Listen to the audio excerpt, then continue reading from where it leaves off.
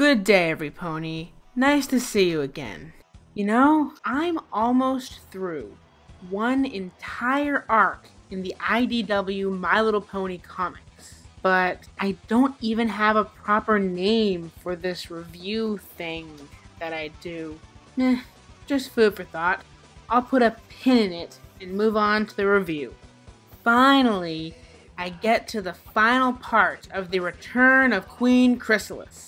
Felt like it took forever to get here, but it was only 3 comics. In case you missed my reviews of the other comics in this arc, click here to view them, but be sure to return when you're done. Okay, now is every pony caught up? Of course! Well, let's move on to the review. Oh, shut up, text. Nobody asked you. You know what I meant. Fine. Want me to come up with my own references? I will. Yeah, well, text, you can suck it. It is time for the spoiler alert. Warning, this video spoils an IDW comic about ponies from the show My Little Pony. That is all. Just a brief reminder that this comic is written by Katie Cook and the art is mostly by Andy Price, mainly excluding variant art covers. So finally, after relative in-comic time of about 2 days, the main 6 have reached the Changeling Kingdom. You know, whatever happened to Spike? You'd think by now he would have gotten the princess. Oh well, maybe he'll show up later. So now time is of the essence because some magical comet is on its way.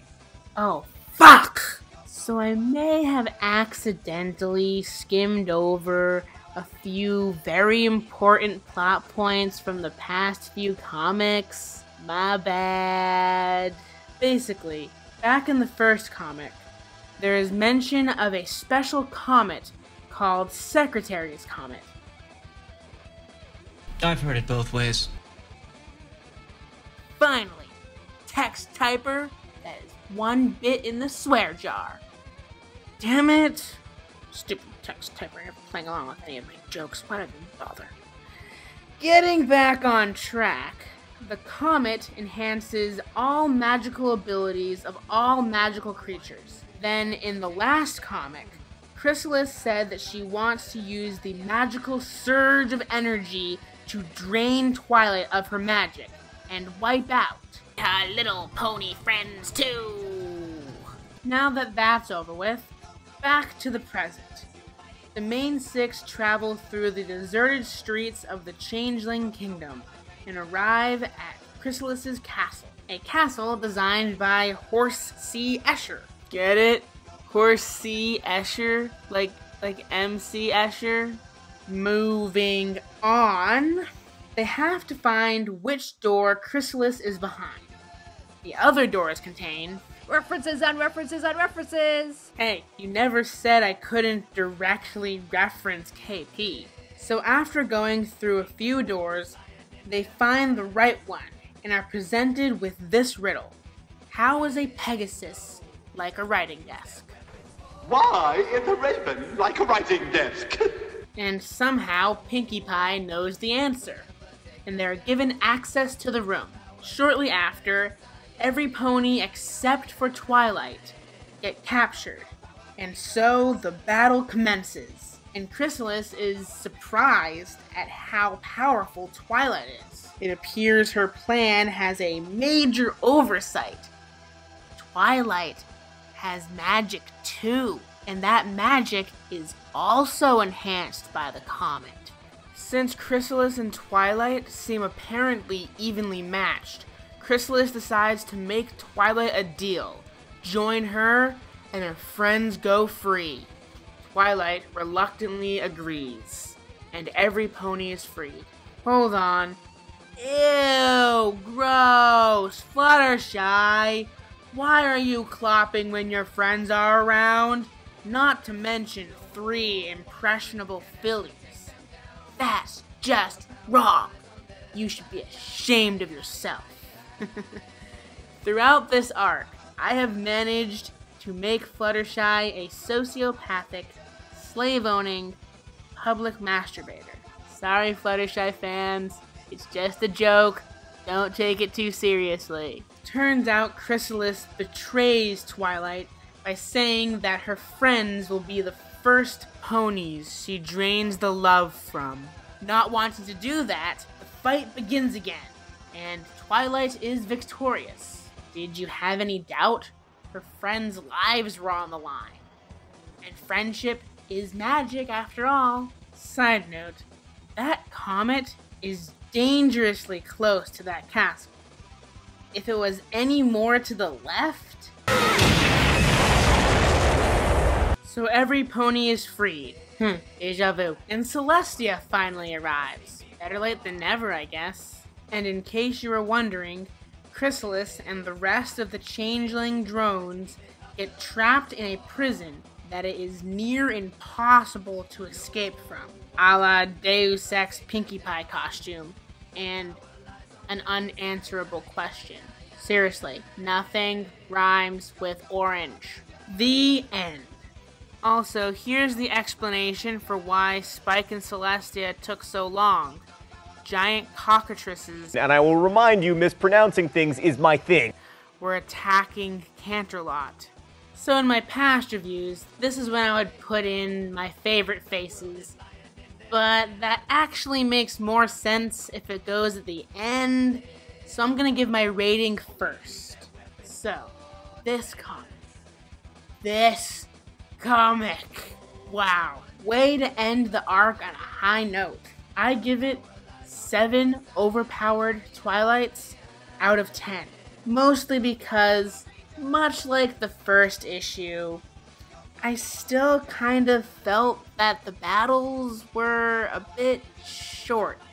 Again, yes, there is a finite amount of pages to tell the story, yada yada yada, but they should still make the battles feel like battles, not footnotes on a story that's about walking from one place to another. Maybe they could have cut the Spike comic at the end, used those pages to make the battles longer. I don't know. Also, the plot consisted mostly of the climax of the story, which can be interesting, but isn't really good storytelling. Even though, yes, this is the climax of the arc. Of course, the climax is going to be in there, but it can and should have a more defined beginning, middle, and the end was okay, but still, it should have a beginning, middle, and end, even if it is the end of the arc. That's just how comics should work. Overall, this arc scored a 58.75%, which is an F. I mean, I still liked it, despite its flaws. Though if I were to read it again, I would probably skip from part 1 directly to part 4. Because, realistically, that's where the meat of the plot really is. Well, that's my 2 bits on the Return of Queen Chrysalis. By Celestia's magnificent flowing beard! That's it! My 2 bits. That's what I'll call this review thing that I do. My 2 bits. Has a nice ring to it. Well, that is my 2 bits on the Return of Queen Chrysalis. Tell me your 2 bits about this comic, or the arc as a whole, in the comments below. Or you could suggest a possible blurb to be read as a spoiler alert in a future review. Anyways, I'm Comic Sans, and I will see you next time. Whenever that is. You know, I should really make a schedule for these things. Oh yeah, almost forgot. Here are my favorite faces from this comic.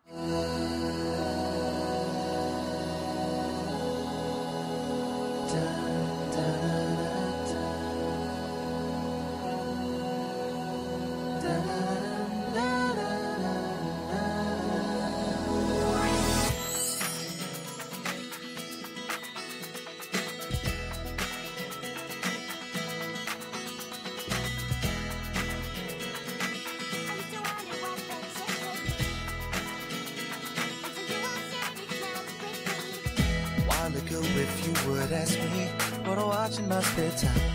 Though I probably wouldn't tell you what was really on my mind. But lately I've been thinking of a reason I should hide. If I am such a mention it would painful when it feels so good inside. What can I mention? Fluttershy and a timid lovely mind. How she can be herself near animals, so tries away from her own kind. What can I mention? Pinkie Pie and the way she kind of acts a bit like me sometimes. You see, I used to hate that I liked My Little Pony. Not anymore. And I'm proud to be a brony.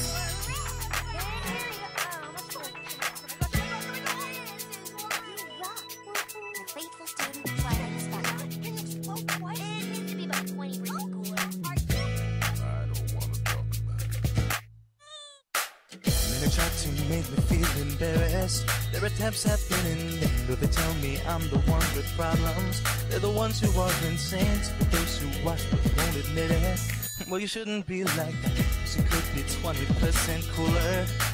10 seconds fly. Why don't you mention Rainbow Dash and her acrobatic skill? How she will try off in anything just to get a little thrill.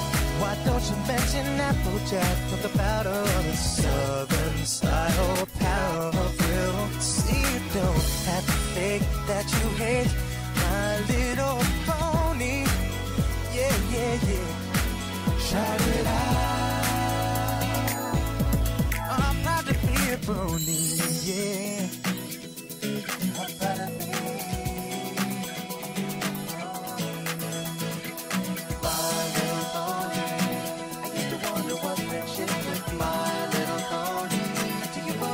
It's magic with you. Winter apple, winter apple. Winter apple, winter